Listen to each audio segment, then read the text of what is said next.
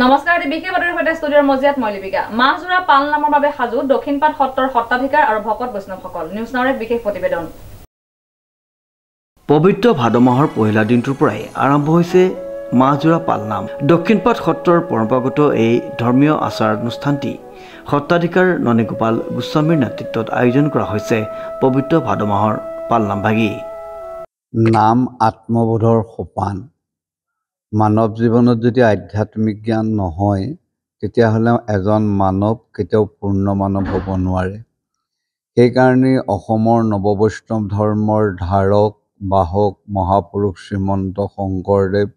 আদি মহাপুৰুষসকলে অসমীয়া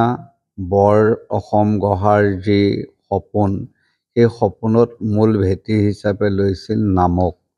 সেই নামৰ মাধ্যমেদি এখন বৰ অসমৰ সপোন তেৰাসৱে দেখিছিল সেই উদ্দেশ্যেই পবিত্ৰ ভাদ মাহটোত অসমৰ সত্ৰ নামঘৰ আদি সকলোতে মাহজোৰা নাম ভাগৱত পাঠ পালনাম পাঠ আদি আয়োজনেৰে অসম আধ্যাত্মিক দিশত এটা উচ্চস্তৰীয় পদক্ষেপত ভাদ মাহটো পৰিণত হৈ থাকে ছটাই দক্ষিণপাট সত্ৰতো আমি 2008 চনৰ পৰা মাহজোৰা দক্ষিণপাট সত্ৰৰ পৰম্পৰাৰে পালনাম পাতি আহিছোঁ এইবাৰো আমি আজিৰ পৰা পালনামৰ আয়োজন কৰিছোঁ আহিন মাহৰ 1 তাৰিখলৈকে আমি প্ৰত্যেক দিনেই পুৱা কীৰ্তন তাৰপিছত মহাপ্ৰভুৰ পূজা তাৰপিছত নিত্য নামৰ প্ৰদক্ষিণ তাৰপিছত সত্ৰাধিকাৰৰ সূত্ৰে মূল সংস্কৃত ভাগৱত পাঠ তাৰপিছত পদ ভাগৱত পাঠ প্ৰসংগৰ পিছত নিত্য পালনাম পাঠ কৰা হয় আৰু পালনামৰ পিছত দিহা গাই যিমানখিনি যাত্ৰী এই উৎসৱত সত্ৰলৈ আহে তেখেতসকলৰ সিদ্ধান্তৰ ব্যৱস্থা সত্ৰই কৰে আৰু এইদৰে গোটেই কামখিনি কৰি 2:30 বজাৰ লগে লগে প্ৰায় আমাৰ সামৰণি পৰে পিছদিনাখনি আকৌ কাৰ্যসূচী আৰম্ভ হয় ৰাতিৰ কাৰ্যসূচী কেৱল সত্ৰৰ ভিতৰতে কৰা হয় বিশেষ বাহুল্য অনুষ্ঠান নাই কেৱল আমি দিনতেই কৰোঁ আৰু আমি আশা ৰাখিছোঁ এই যি নাম চৰ্চিত হৈছে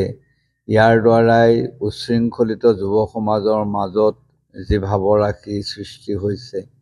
নামে ইয়াক সমুলঞ্চে নাশ কৰি এখন শান্তিময় অসম গঢ়াত এই নামৰ প্ৰভাৱ নিশ্চয় পৰিব বুলি আশা ৰাখি আমি এই নামৰ আয়োজন এনেধৰণৰে কৰিছোঁ সত্ৰাধিকাৰগৰাকীয়ে জানিবলৈ দিয়া অনুসৰি এই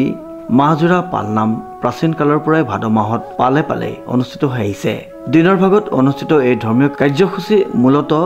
ভাগৱত গীতা নামঘোষা আৰু 4 প্ৰসংগ নামেৰে মুখৰিত হয় পালনামৰ ধ্বনি ভাদ মাহৰ এই নামত ভাগৱত পাঠ আৰু আধ্যাত্মিক চিন্তা চৰ্চাৰ দ্বাৰা সত্ৰৰ অনন্য এক আভা লাভ কৰে দক্ষিণপাট সত্ৰৰ কেইবালক্ষাধিক শিষ্যই বৰ্ষে বৰ্ষে এই পালনামত অংশগ্ৰহণ কৰি নিজৰ আধ্যাত্মিক জীৱন সমৃদ্ধ কৰি আহিছে এই মাহজোৰা নামেই সত্ৰৰ আধ্যাত্মিক পৰিৱেশত এক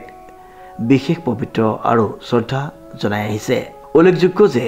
যোৰহাটৰ ছটাইত অৱস্থিত দক্ষিণপাট সত্ৰৰ এই মাহজোৰা পালনামত দূৰ দূৰণিৰ পৰা বহু ভক্তই সেৱা ল'বলৈ অহা পৰিলক্ষিত হয় সত্ৰৰ পৰম্পৰাগত অনুসৰি দিনৰ ভাগত নাম পাঠ লগতে শিষ্য ভক্তসকলৰ মাহজোৰাকৈ ভোগৰ ব্যৱস্থা কৰা হয় সিজোৱা অন্নৰ ভোগ গ্ৰহণ কৰি ভক্তসকলে আধ্যাত্মিক অনুপ্ৰেৰণা লাভ কৰে এই বছৰো সত্ৰৰ কোনো ধৰণৰ ব্যতিক্ৰম হোৱা নাই পৰম্পৰাগত নিয়ম মানি ভক্ত